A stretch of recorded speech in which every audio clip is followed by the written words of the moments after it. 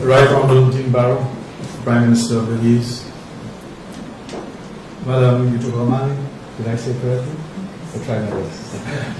Representative of the UNDESA, Minister Figueroa, Minister of Tourism, Lord Mayor of San Pedro. May I please recognize my dear wife who is here with me, colleagues, delegates all.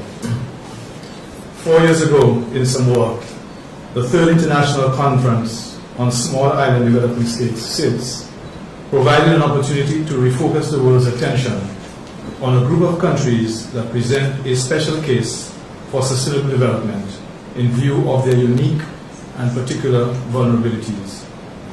The outcome document of that conference, the Samoa Pathway, recognized the need to support and invest in those nations so they can achieve sustainable development. Next year, in September, a one-year high-level session at the United Nations headquarters is being convened for a midterm review of the progress made in addressing the priorities of SIDS through the implementation of the Samoa Pathway. This regional preparatory meeting ahead of that review will allow us as Caribbean SIDS an opportunity to assess progress achieved in the implementation of the pathway and to discuss possible themes and desirable outcomes of the midterm review. It will also help to identify emerging priorities to be presented at an interregional meeting with SIDS from the Pacific and Indian Ocean regions to be held in Samoa in October. The importance of this process was noted by the CARICOM heads of government at their recent meeting in Jamaica. In doing so, they expressed concern at the slow pace of implementation of the Samoa Pathway. They agreed that we must work closely with the international community to take the necessary action to build the environmental, social, and economic resilience of SIDS. We must also remain steadfast in promoting the interests of SIDS, particularly as there are signs that this categorization of nations like ours is being challenged. It was in the Caribbean 24 years ago that the SIDS grouping had its origin with the Barbados Program of Action in 1984. The subsequent Mauritius Strategy of Implementation of 2005 and now the Samoa Pathway of 2014 served to cement the distinct characteristics and needs of these uniquely vulnerable nations. The smoldering erosion at the international level of the attention placed on SIDS is a matter of grave concern. It has played its part in hindering the implementation of the pathway through the lack of resources and capacity. Further, our community is faced with the question of whether our member states should get special treatment as SIDS because of their classification as middle-income countries. This must be responded to vigorously. The International Monetary Fund has pointed out that our member states exhibit extreme versions of long-term, low growth, high debt, significant vulnerabilities, and limited resilience to shocks which set them apart from other middle-income states.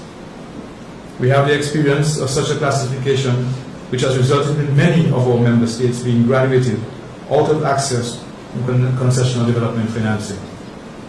This is in the context in which the Caribbean Development Bank has observed a declining trend in ODA, Overseas Development Assistance, to our region over the last 20 years, falling from 0.72% of global ODA in 2000 to 0.52% in 2016. We must not waver in our efforts to have the international community desist from using GDP per capita as a principal criterion in determining access to concessional development financing, especially for SIDS. Substantial weight must be accorded to our unique vulnerability in this regard.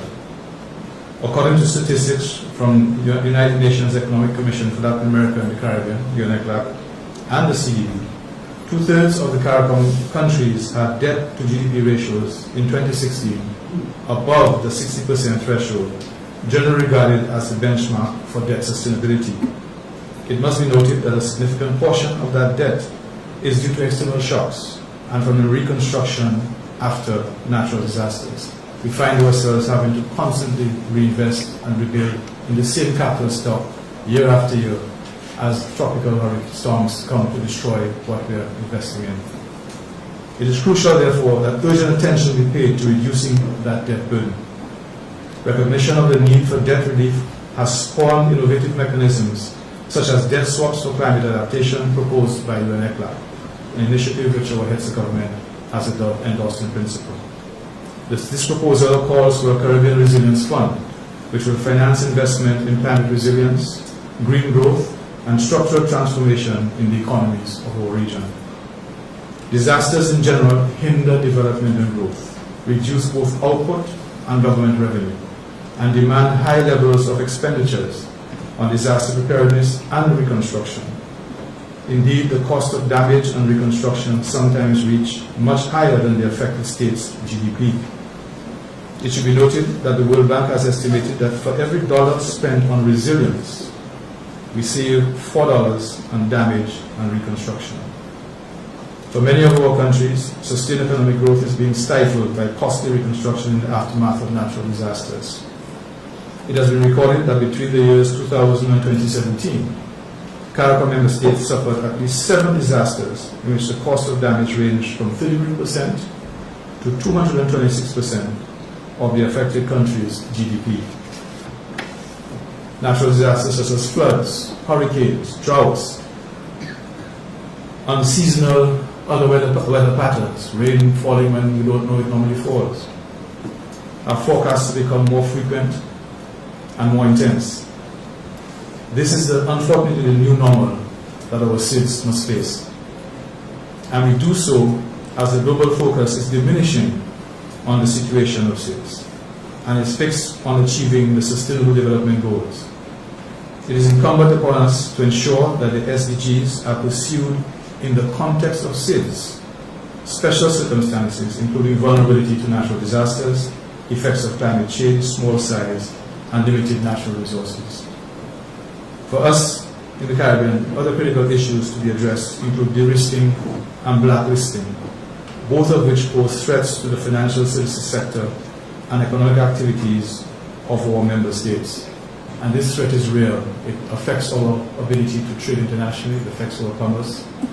I don't know if you can understand when a country loses maybe 2 or 3 corresponding banks, what impact it has on the economy if it only has 4 or 5 of them. And this is a real case that we've experienced in our region, we continue to experience in our region. Whether in implementing the pathway or achieving SDGs, these are realities that confront our CARICOM cities and which we must address. We must therefore at this session hone our strategy to collaborate with our partners in the Indian Ocean and Pacific states to support our positions so that the unified strength of all the cities go forward to the high-level meeting in 2019. I believe firmly in the SIDS collectivity and in strengthening SIDS inter- and intra-regional cooperation as one of the underlying and fundamental pillars for strengthening the process.